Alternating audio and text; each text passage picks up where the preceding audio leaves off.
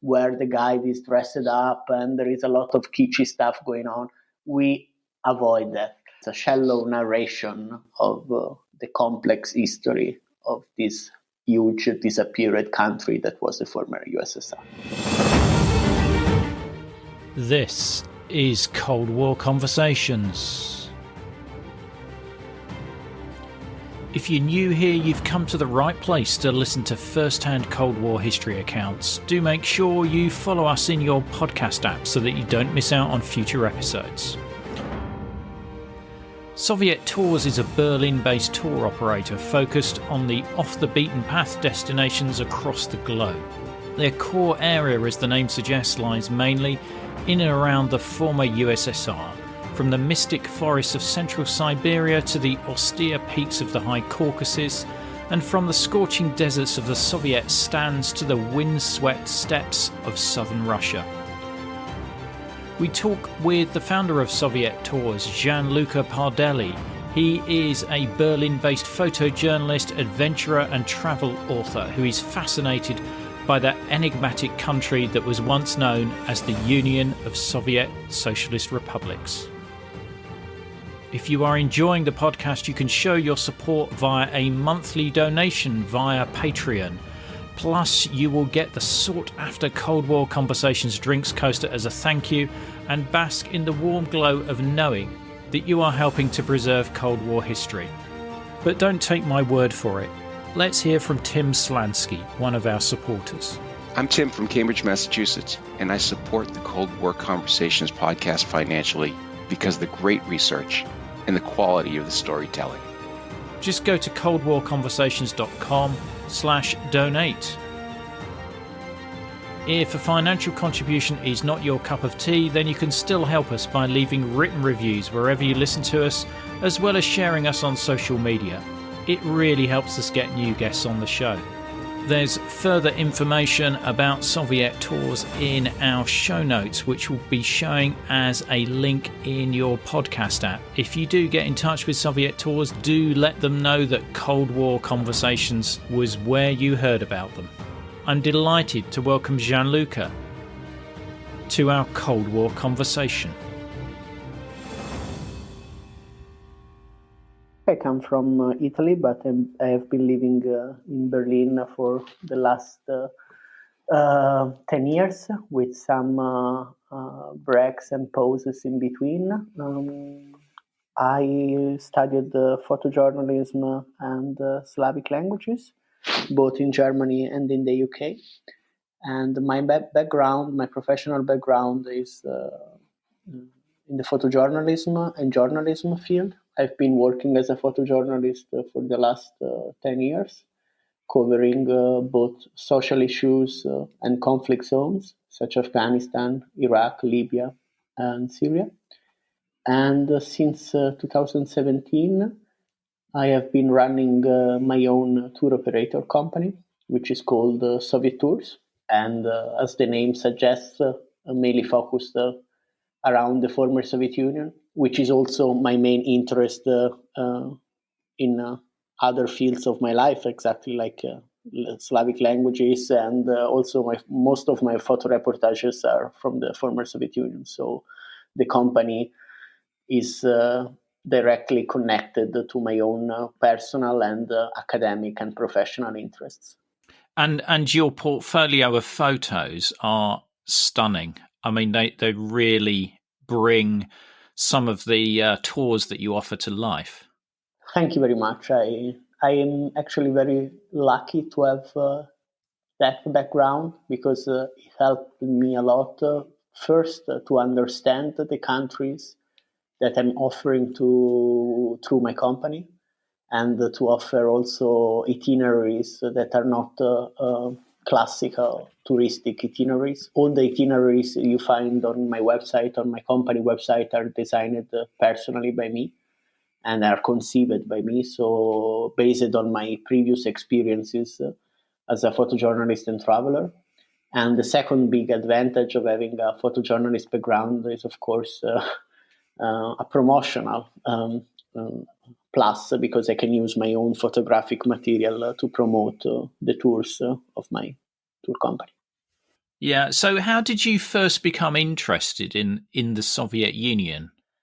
Well, it's a long love story that, my interest in the former Soviet Union is now 360 degree, and it's really hard to find something I don't like or I'm not interested in about the former Soviet Union. It started like an interest, then it grew into a passion, and then now it's just a blind love.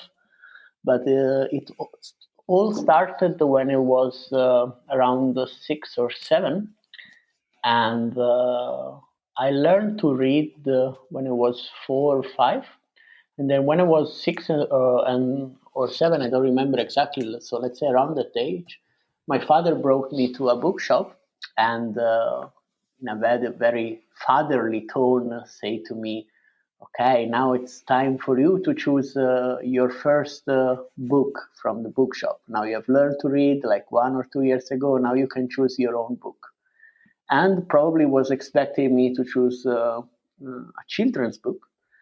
But I don't know why my eyes, running through the different titles, stopped at one particular book, which is called The Steppe, The Endless Russian Landscape, and it's a book of Anton Chekhov, by Anton Chekhov, famous Russian writer of the late 19th century.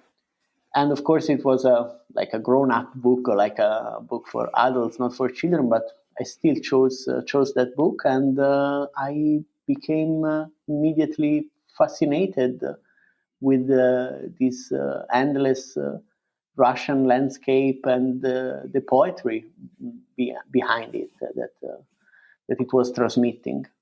And from that moment on, it just grew. It just grew. It became an interest also for history. Then for the language, I studied the Russian language, and then everything else: music, cinema, politics, and then the travels came. My own personal adventure in the former Soviet Union. That, of course, came much later in my life. I mean, when I was 17, 18. But even before I started studying the language, the culture, the literature, the cinema, and so on. So, this has been a love affair for quite some time, then. Exactly. I mean, now I'm 32. If you say it started at 7, if we agree, it starts at 7, and then it's like 25 years. And if it started at 6, it's 26. Really don't remember when I bought the first book, but it was around that age.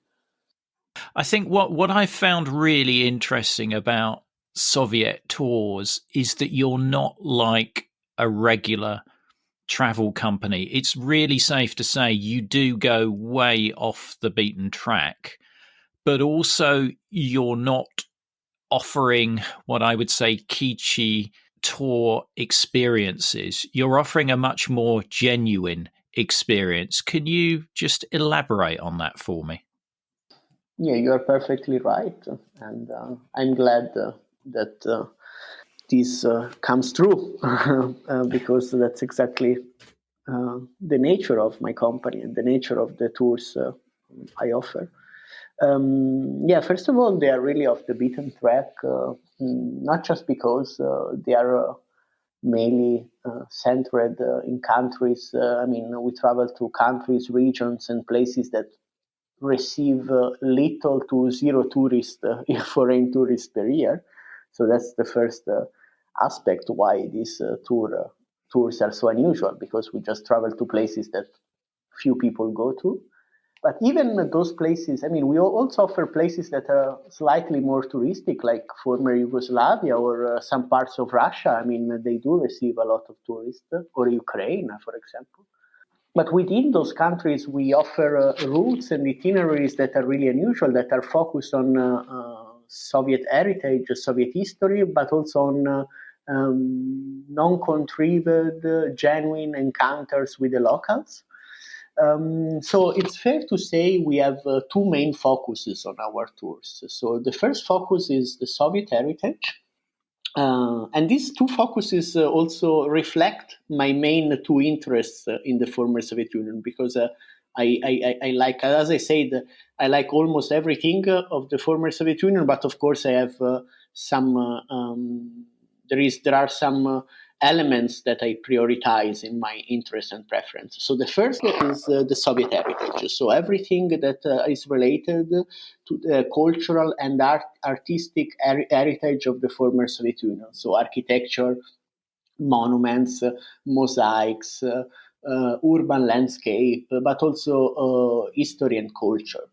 So that's the first aspect. But also, we like to focus on ethnic diversity, traditions, and also the unseen and genuine side of a country. For example, we like to go, instead of going to, let's say, touristic places, we like to go to the open air markets, vegetable markets, meat markets, and so on, where only the locals go shopping.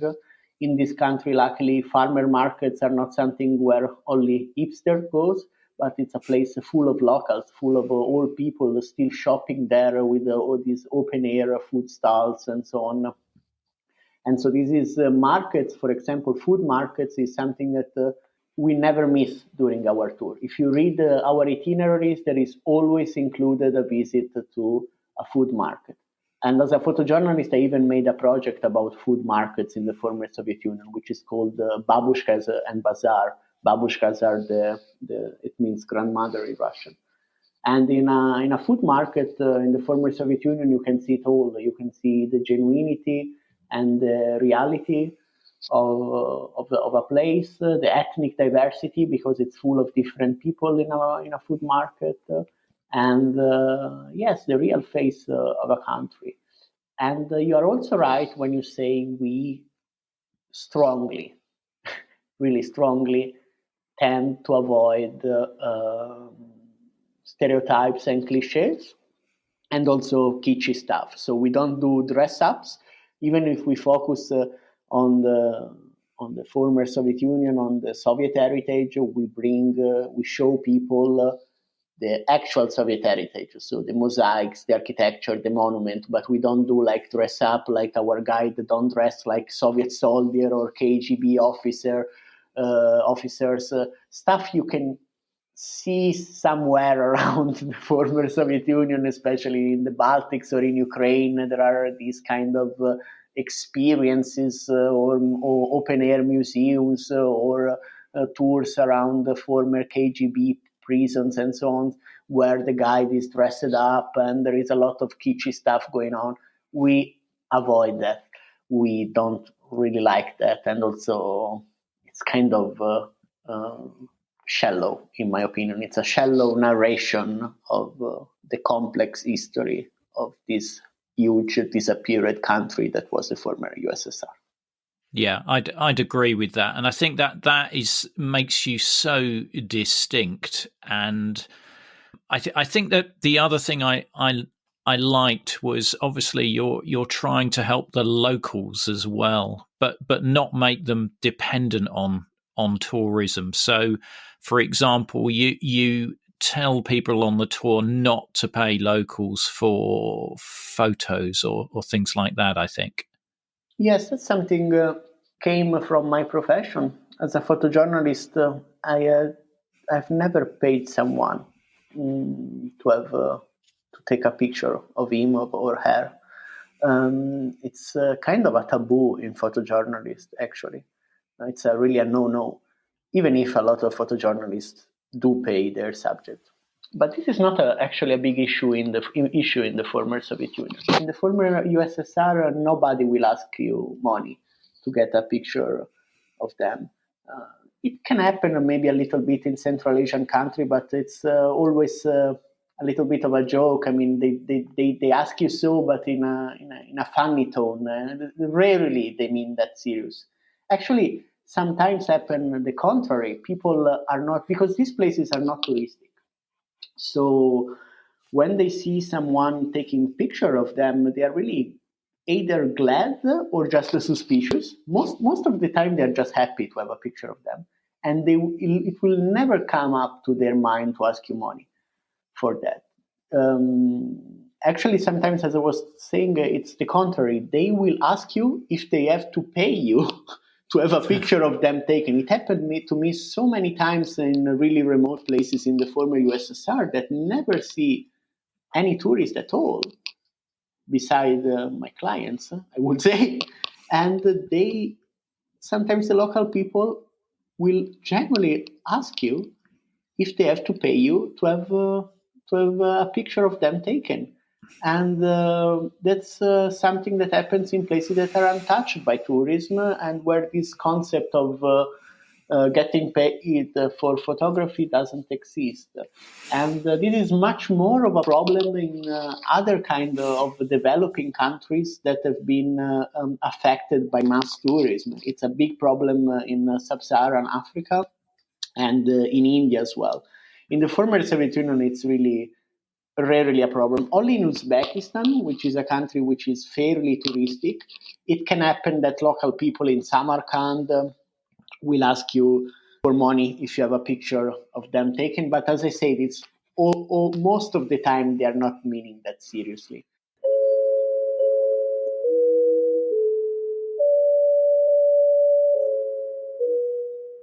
If you're enjoying the content, please consider a monthly donation to support us. You'll get a free Cold War Conversations drinks coaster as a thank you, and you'll bask in the warm glow of knowing that you're preserving Cold War history. Just go to coldwarconversations.com/donate. Now, back to today's episode. What I wanted to do was just go into some of the tours that caught my eye, and particularly some of the titles are quite grabbing. But you talk about some of the remote autonomous republics. How many autonomous republics were there? So basically, an autonomous republic, just to let your listeners understand what we are talking about. As everybody knows, the former Soviet Union is not synonymous to Russia. Russia was just one of the 15 constituent republics of the former Soviet Union, even if often in the journalistic narration, Russia and Soviet Union were used as synonymic terms. But of course, Russia was just one of the 15 republics, so only one part of the immense Soviet state. And by now, 30 years after the dissolution of the former Soviet Union, almost everybody is well aware of that there are 14 countries besides Russia that belong to the former Soviet Union, so Georgia, Ukraine, Uzbekistan, Latvia, Lithuania, and so on. But the interesting thing is that within these countries, let's call these countries first level Soviet republics, because these are now independent countries, but before they were first level Soviet republics. So Russia, Lithuania, Belarus, Turkmenistan, and so on were first level Soviet republics. And within these republics, or at least within some of these republics, there were autonomous regions, autonomous republics that we could call second level republics, that were created on an ethnic base. So within these republics, especially Russia, because Russia was so big, it was just one of the Soviet republics, but it was the biggest one. There were a lot of ethnic minorities, of course. And some of these ethnic minorities got their own autonomous republics within the Soviet republic they belonged to. To make a clearer example, in the European Union, we can compare that to the autonomous region like Catalonia in Spain, or South Tyrol in northern Italy, that are inhabited by a particularly ethno-linguistic minority, so the Catalan in Catalonia and the German-speaking community in South Tyrol in Italy. And so in Russia, nowadays, there are 21 autonomous republics, plus one. And I say plus one because the last autonomous republic is a bit controversial, because we are speaking about Crimea. So, as we all know, Crimea joined the Russian Federation 5-6 years ago. De facto, Crimea is now part of Russia Federation. regardless of what we think about that. And it's part of Russian Federation as an autonomous republic. And then there are autonomous republics also within other countries of the former Soviet Union, like in Uzbekistan, there is an autonomous republic called Karakalpakstan, where the Aral Sea is. And in Tajikistan, in the eastern part, it's not an autonomous republic, but it's an autonomous region, and it's called the Gorno-Badakhian Autonomous Region. So there are many examples like this. But if we focus on Russia, there are four main regions where autonomous republics are concentrated. One is the North Caucasus, where the most ethnically diverse autonomous republics are. So, a very famous example is Chechnya, Dagestan, Ossetia, and so on. Then there is the North, like where there is Karelia near Finland, or the Komi Republic. Then there is the Volga region, where a lot of Muslim and Finno-Ugric republics are, the most famous of which is Tatarstan, the land of the Tatars. And then there is Siberia, where the Mongolic autonomous republics are. One famous example is Altai, or maybe Buryatia, where Lake Baikal is. It's very, very complex. It's much easier to explain with a map before your eyes. But I think at least one of these autonomous republics is known, unfortunately, by everyone, and that's indeed Chechnya. And so you probably know, Ian, that the war in Chechnya was exactly because Chechnya was, and now still is, an autonomous republic. But the war broke out because Chechnya said autonomy is not enough for us. We want full independence. And Moscow said no. And you offer tours to Chechnya as well? Yes. Nowadays, Chechnya is actually very, very, very safe. Even if the FCO and other government travel advisors say don't travel to Chechnya, it's, in my opinion, very, very distant from reality. And it's politically motivated, I guess, because government travel advisory is generally paranoid and overcautious, like an over-attentive mother. And I understand that. That's fine.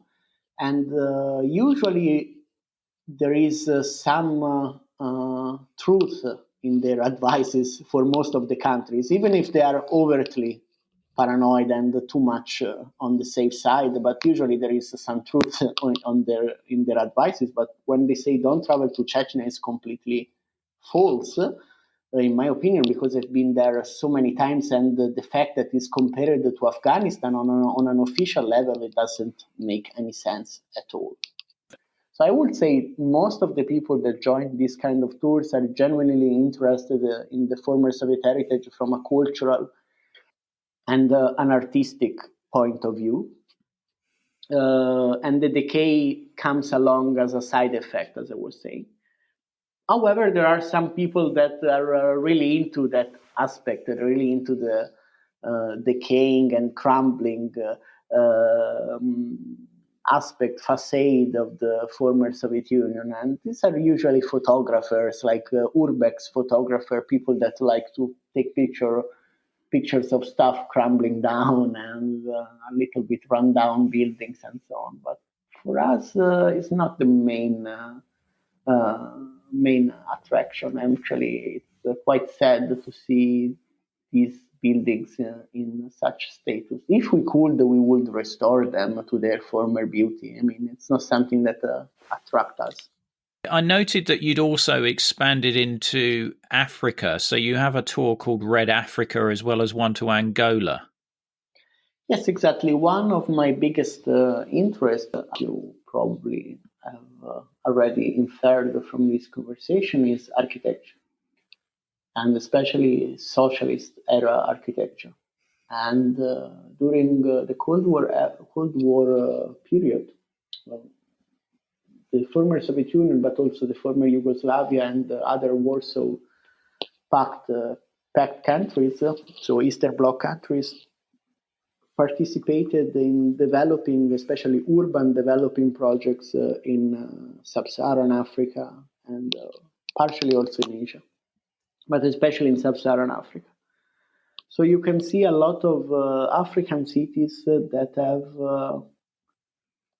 feature a lot of urban patterns and buildings that are very similar to those you can find in Russia or Ukraine or Poland, even if there are some differences that are dependent from the specific conditions of the country we are talking about. And there is a very, very good book by Lukas Stanek, which is a Polish writer, and it's called Architecture in Global Socialism. And the author explore the relationship between Eastern European and Soviet architects and urban developers and their African counterparts. And it's a very interesting relation, and the results are still admirable today. And so we run a tours. We run a tour in West Africa, and we run a tour in Angola to admire the legacy of the former Soviet Union and the former Eastern Bloc in this country. How do you source your guides in the former Soviet Union and also in places like Africa? How do you find people who can show those sites? So 95% of the tours I offer through my company are in places where I have been personally. I have traveled personally before in these countries, and so therefore I met a lot of people while traveling there, and I met the guides personally. I found them initially through internet. I have various channels to find guides. I'm not gonna reveal every trick of my don't worry of my profession, but basically it's internet, social networks, and so on. But then, of course, I need to meet them in person, and that's why most of the destinations I offer, with a few exceptions, very few exceptions, are places that I've been personally before. I was quite intrigued by some of your short tours, because I think most of your tours are 10 days or so, but you do short 4 or 5 day tours. For example, you do Kaliningrad and the Baikonur Cosmodrome. Yes, exactly. Yes, most of the standard tours are between a minimum of 1 week to a maximum of 3 weeks. The average length is 10 days. But then we have shorter tours for people that don't have so much time at their disposal for their holiday, or just because there are places that are easily seen in 4 or 5 days. One of them is Kaliningrad, which is a fairly small area of the Russian Federation, completely detached from the main Russian territory. It's this exclave of the Russian Federation, sandwiched between Poland and Lithuania on the Baltic Sea. The other one, as you mentioned, is the Baikonur Cosmodrome, which is a place you go in basically just to see the Cosmodrome and, if you are lucky, the rocket launch. Other places, for example, are, I have there Birobidzhan, which is a Jewish autonomous region in Siberia, and it's fairly small, and you can see that in 3 days or even less, to be honest. And so these places are really, that doesn't really make any sense to offer long tours there unless you really want to go deep into the culture of this place, which is also could be also interesting, but it's not what average client wants.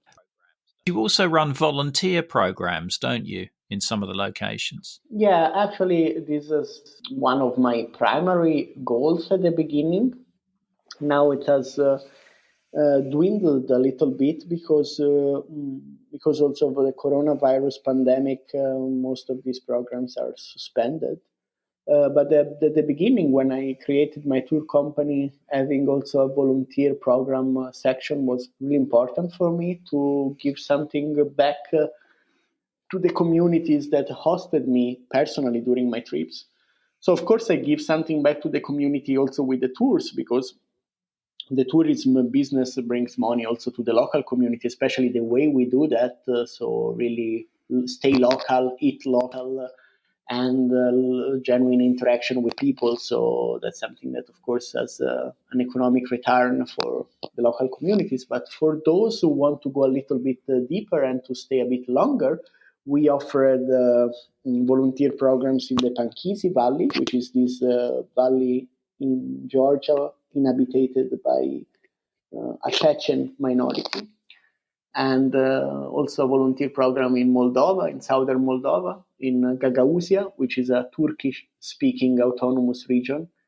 And these are places where I stayed personally for a long time, and I know the volunteering organization working there. So, yes, something that was really important for me to have as an offer on the website.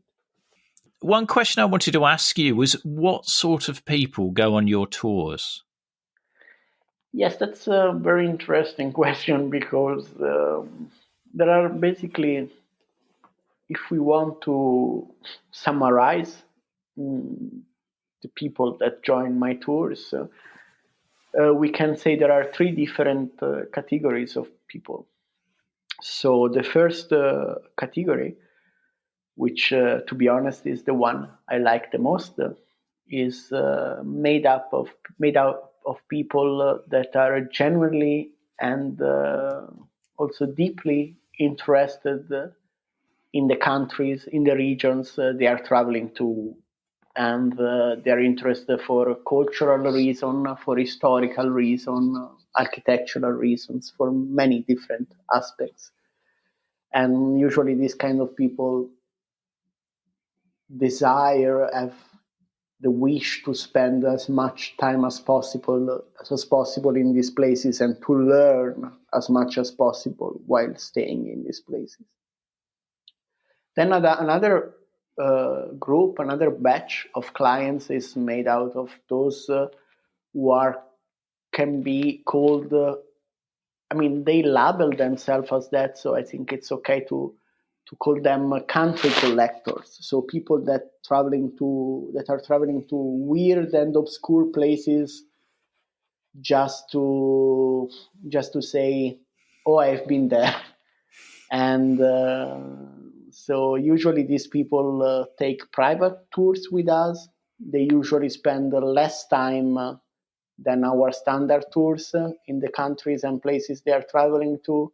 And the main reason behind that is just to say, oh, I've been to this place.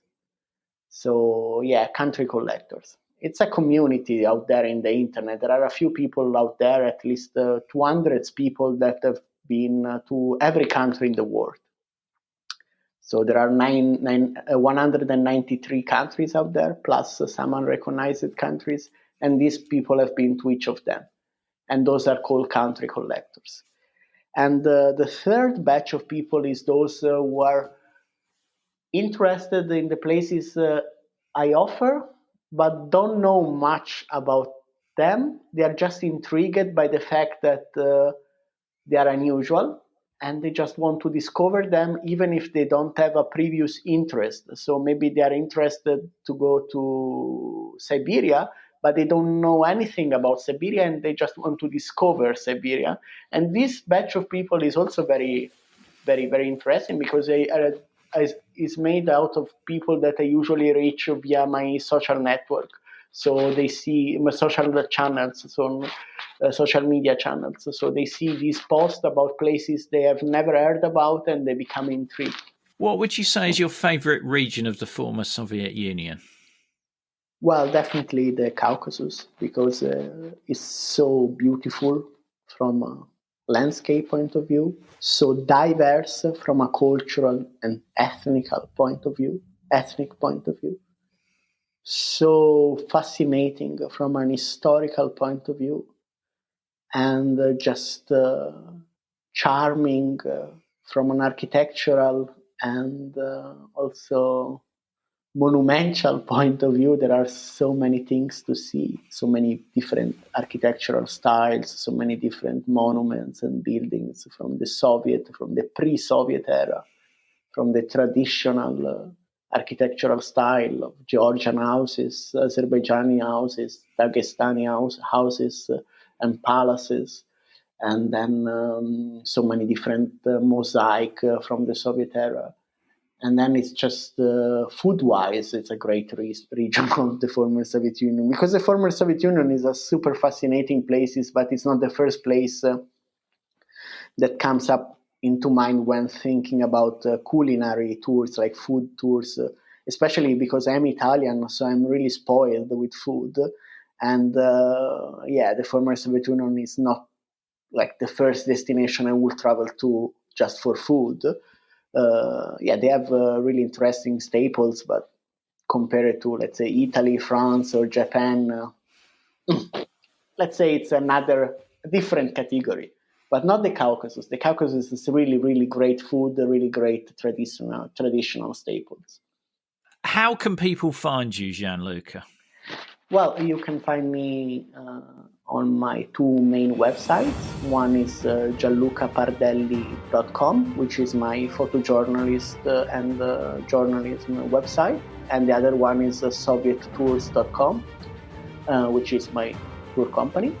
And then on Instagram and Facebook at Soviet Tours. You just type in Soviet Tours and you should find me easily. And we have further information such as videos and links in our show notes, which will show as a link in your podcast app. Now, you wouldn't be listening to this podcast without the generous support of our patrons. However, I want to especially thank our Politburo level members who are contributing a generous $30 a month to keep us on the air. They are Tony Sowards, Sam Hardwick, Nicholas Butter, Jeffrey Jones, Matthew Comstock, Frederick Esposito, Jack Madwed, Todd Lemieux, and Peter Ryan. Don't forget, if you like one of those Cold War Conversations coasters and help support the show, then head over to coldwarconversations.com/donate. If you can't wait for the next episode, please visit our Facebook discussion group, where listeners just like you continue the Cold War conversation. Just search for Cold War Conversations in Facebook. Thank you very much for listening. It is really appreciated. Goodbye.